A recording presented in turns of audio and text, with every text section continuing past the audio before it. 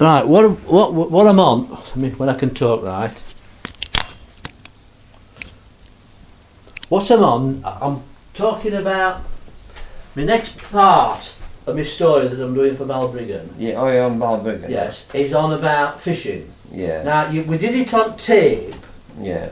But I want it on digital. Yeah. So I want you to tell me, first of all, when you first took your fishing tackle over.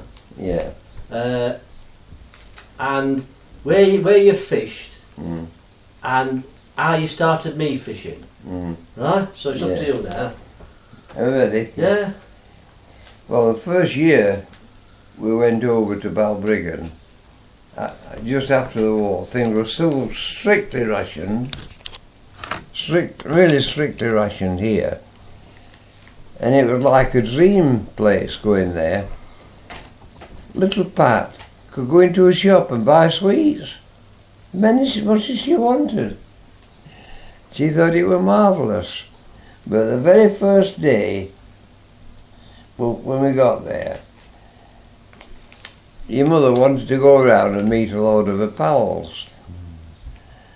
And tea was very strictly rationed there. Even hard to come by on the black market. Or every house that we went to visit somebody, they'd offer us a baby Guinness and a glass. Oh, all right, first time. But your mother was taking a sip out of it and then pouring it into my glass. So having two baby Guinnesses every house we went to. Well, when we visited about half a dozen houses, I had to call a halt to that. I said, hey, hang on. I said, I'm absolutely bladdered here. Oh, we had to cut short the visits. So we went for a walk. To sober me up as much as anything else, we walked down to the harbour. And first time I'd seen it. And we were talking to the harbour master there, and the chap that I later knew as the lighthouse keeper. And we were talking to him. They were saying what was the chance of a little trip out on the sea. Well, he climbed up on the harbour wall and shouted to somebody at the other side. I said, Paddy will be back in a few minutes. We didn't know who this Paddy was. He was Paddy Doherty. He was 90. He was retired from Merchant Navy after the First World War. And he could remember well Billy with the Whiskers when I got to know him later. I arranged and he took us out for a little row round just outside harbour, you know, in the bay. And I got to know him quite well, so I arranged to go out with him when he was going to his lobster pots. Oh, I had a great time. He had two dogs. One dog wouldn't go on the boat. He used to wait at steps near the lighthouse. That's where he kept his big rowing boat. The other dog couldn't get on fast enough. Be a hot client. If you caught any lobsters, that were alright. But if you caught any crabs, he used to go spare. And he'd pick it up and bash it about and sort of like. And then he'd get hold of it and he'd gradually tear it apart and then throw bits outside and back at them. And Paddy was telling me that when he first took him out as a puppy, he was playing with a crab and crab bit him. He never forgot it or forgave him. He after every crab he could. Well, the second year that we went, I decided I'd take some fishing tackle with me. There's got to be some fishing somewhere in Ireland. That'd be 47? 48. Well, that was year I was born, so it wouldn't have been then, would it? Eh? It wouldn't have been year I was born. Oh no. So it'd have been 47. Probably was. I were 47. Yeah. And I took fishing tackle with me. I tried to do some fishing off Harbour Wall, but I couldn't catch over there. I looked at this big pool in Balbriggan. They called it the Canal for some unknown reason. It was the mill pond for the water wheel for Stevenson's. Well, I set my tackle up on outside there, and I cast in, and almost immediately I got a fish. I thought, oh, this is all right. It was a rudd, about 10 or 11 inches long. I took that off and put it back in water. And a bit after, caught another one. I thought, oh, this is smashing, this. And folks be walking past on the footpath, and they see me hike a fish out, and they all say, oh, I never knew there were fish in here. And they were amazed. I think I'm the first person to ever fish that. After that, naturally I took my fishing tackle with me. And then we started going down to the, you had to join, you had to get a fishing licence, a trout licence. And the only place you could get a trout licence was the bank in Rory.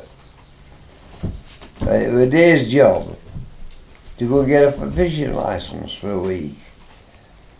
I think it cost me about £5, something like that. Oh, you lost one day of your holiday just collected fishing licence. But we started going down to the Delvin Bridge and fishing the pool there, which I was told there was some trout in. And occasionally we'd catch them. And that year that I tried the Delvin, I remember we were in Eileen's and a knock on the door, and Eileen come back right bewildered. And what's the matter, Eileen? She was a bit flustered. And she got a big parcel, wet parcel, of newspapers. And in the parcel were 4 beautiful trout that somebody had sent from further out for the Englishman that likes fishing. And they put it on bus. Bus had delivered it to the post office, and the postman delivered fish to Eileen.